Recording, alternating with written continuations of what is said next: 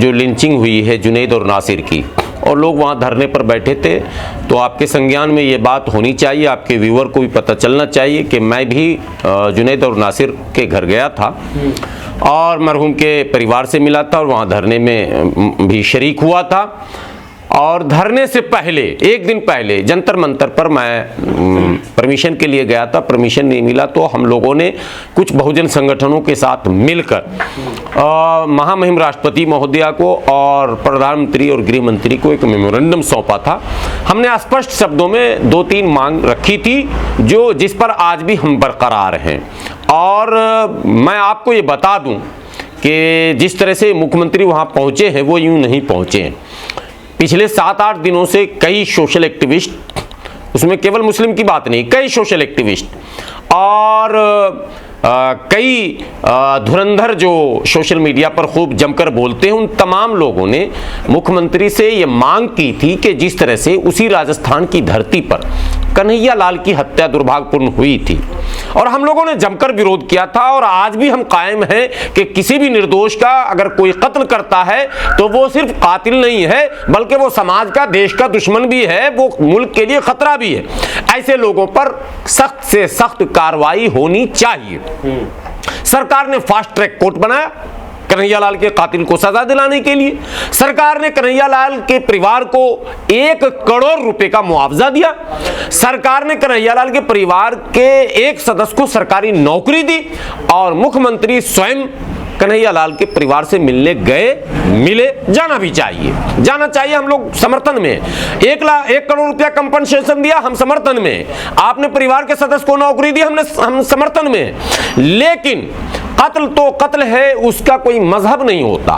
अगर कन्हैया लाल के कत्ल पर आप घर जाते हैं, 1 करोड़ रुपया कंपनसेशन देते हैं, आप नौकरी देते हैं, तो हम स्वागत करते हैं। लेकिन जुनैद और नासिर के कातिल को ना तो आप सजा दे पाते हैं, ना फास्ट ट्रैक कोर्ट का आप गठन कर पाते हैं, ना उस परिवार से मिलने जाते हैं। तब तक की बात मैं कर रहा हूं।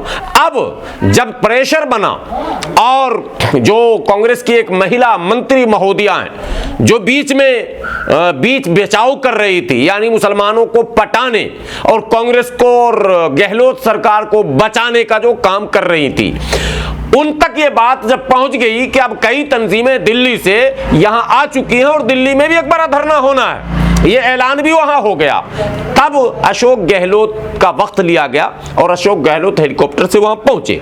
अच्छी बात है, स्वागत योग्य कदम है, परिवार से मिले, स्वागत है। लेकिन आपको हैरानी होगी कि ना तो फास्ट ट्रैक कोर्ट का ऐलान हुआ, ना तो मशकूक जो संदेहास्पद माने लोग हैं, जिसमें मोनू मानेसर भी है, वो उसको अलग नहीं किया जा सकता। पुलिस के, हरियाणा पुलिस के क्लीन चिट देने से मुजरिम मुलजिम नहीं हो सकता। उसने जुर्म किया और यह पहला जुर्म नहीं है, कई उस पर आरोप हैं, कई उसके वीडियोस हैं। वो अपने जुर्म का इजहार और इकरार वीडियो में खुद कर रहा। कई बार उसने कहा कि मैं मारूंगा, मैं काटूंगा, मैं गौरक्षक हूं, मैं तस्करों को पकड़ूंगा। सवाल यह पैदा होता है कि आपको यह अधिकार भारत के संविधान में कहां से मिल रहा है कि कोई अगर गौ तस्कर, मैं अभी बचाव नहीं कर रहा हूं जुनैद नासिर की, जुनैद नासिर को मैं कह रहा हूं, मान लीजिए, आप मान लीजिए कि वो गौ तस्कर था, हालांकि नहीं था, लेकिन मान लीजिए गौ तस्कर था, गुलाम सरवर गौ तस्कर है, सजा कौन देगा? सजा कोर्ट देगी, अदालत देगी।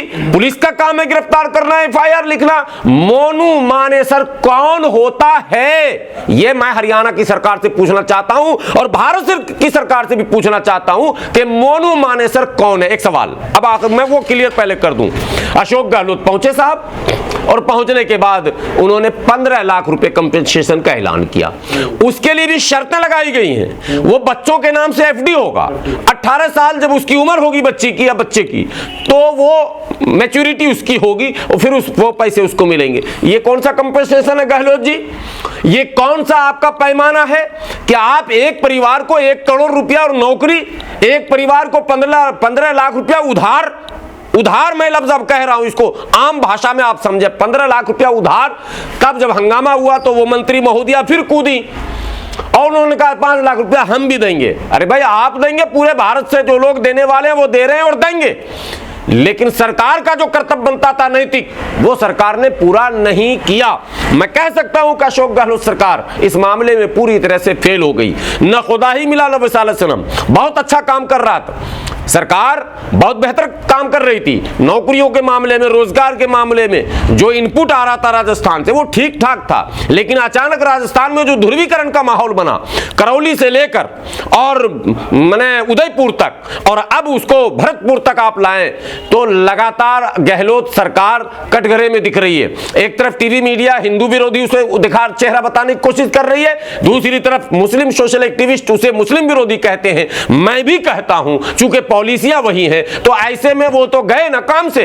तो कांग्रेस को अपनी इन नीतियों पर पुनर्विचार करने की आवश्यकता है कि आप आखिर ऐसी गलती क्यों करते हैं कि आप दोनों तरफ से चले जाते हैं। मेरा कहना है कि कत्ल तो कत्ल है, चाहे किसी का भी हो, जुर्म तो जुर्म है, चाहे कोई भी करे, तो कंपनसेशन भी कंपनसेशन है, चाहे किसी को देना हो, बराबर होना चाहिए आपका पैमाना। आप अगर इसमें भेदभाव करेंगे तो ये माना जाएगा, ये यकीन कर लिया जाएगा कि आपके मन में भी, आपके नीयत में भी कहीं ना कहीं खोट है। आपने कोर्ट की बात कही और कहा कि कोर्ट ये तय करेगा कि वो तस्कर है, उसे क्या सजा मिले। वैसे ही वही चीज अप्लाई होती है मोनू मानेसर के लिए। उसके लिए भी उसे अपराधी कोर्ट ही तो साबित करेगा। आप कैसे कर सकते हैं कि वो अपराधी है या उसने ये जुर्म कर दिया है? मैं कोर्ट से पहले लोगों को बता दूं प्रोसेस क्या है। अदालत में कोई भी मामला सीधे नहीं जाता। अदालत में मामले को लेकर जाने की जिम्मेदारी पुलिस की होती है। एफआईआर पुलिस लिखती है, तब अदालती कार्रवाई शुरू होती है। चार्जशीट पुलिस लिखती है, बनाती है और वो कोर्ट में पेश करती है, तब कार्रवाई शुरू होती है। तो पुलिस जो हरियाणा की है उसकी जिम्मेदारी है चोर पकड़ो, डकैत पकड़ो, तस्कर पकड़ो, बलात्कारी पकड़ो, हत्यारा पकड़ो, लुटेरा पकड़ो, सबको पकड़ने की जिम्मेदारी वहां के स्थानीय पुलिस और प्रशासन की है। कोई व्यक्ति गिरोह बना ले, बजरंग दल बना ले, सतरंग दल बना ले, कोई सेना बना ले और वो अगर पैरेलल काम करना शुरू कर दे तो देश में अराजकता फैल जाएगा। कल उसने कोई दल बनाया, कल फिर कोई मुसलमान दल बनाएगा और इस तरह से दलदल में सब दलदल में चला जाएगा। जब भारत में संविधान है, कानून है, पुलिस है, प्रशासन है, व्यवस्था है, तो उन व्यवस्थाओं पर आपको काम करना पड़ेगा।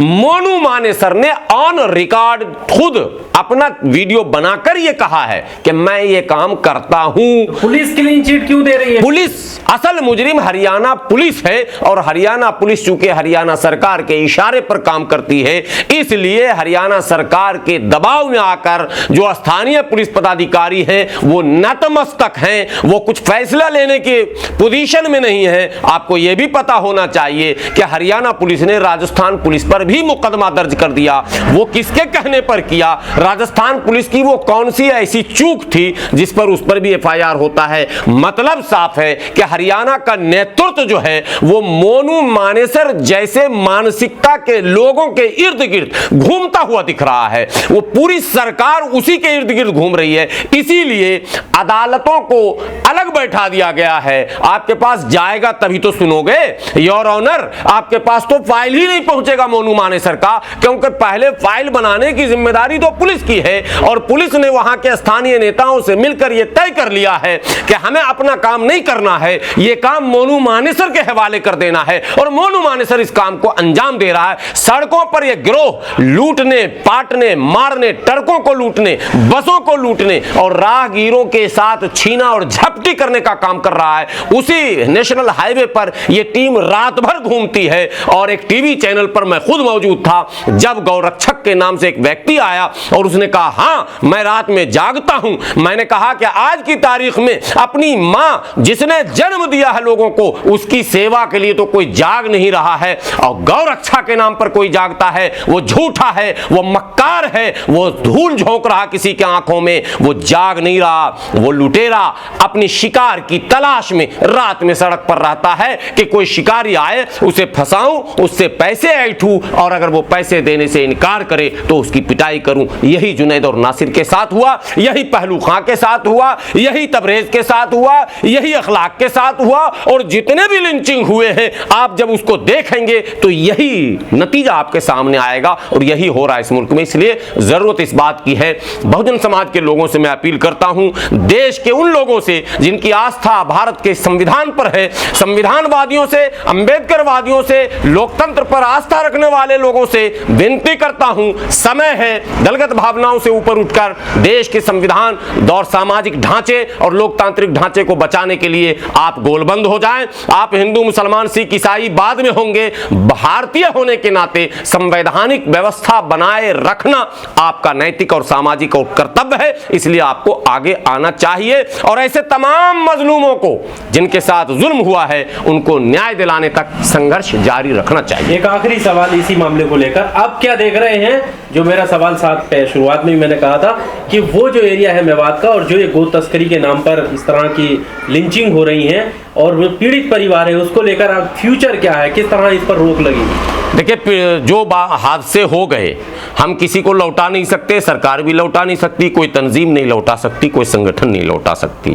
हम संतावना देते हैं, हम उस पीड़ित परिवार के साथ जाकर उसके दुख में शरीक होते हैं, कुछ आर्थिक मदद करते हैं और उनके बच्चे का बेहतर मुस्तकबल कैसे हो इसकी कोशिश तो कर सकते हैं, इससे आगे कुछ नहीं कर सकते। हाँ, एक मस्बत खबर आपको जरूर दूं कि इस घटना के बाद हरियाणा के वो तमाम बुद्धिजीवी, प्रगतिशील, सामाजिक सोच रखने वाले, संवैधानिक सोच रखने वाले लोग मैदान में आए हैं। उसमें कई बड़े चेहरे किसान नेता हैं, कई सिख समुदाय के हैं, कई बड़े जाट चेहरे हैं, ये सब लोग अब मैदान में आए हैं जिन्होंने विरोध जमकर शुरू किया है। मुझे उम्मीद नहीं बल्कि यकीन है कि माहौल धीरे धीरे बनेगा और इन अराजक तत्वों पर लगाम लगेगा।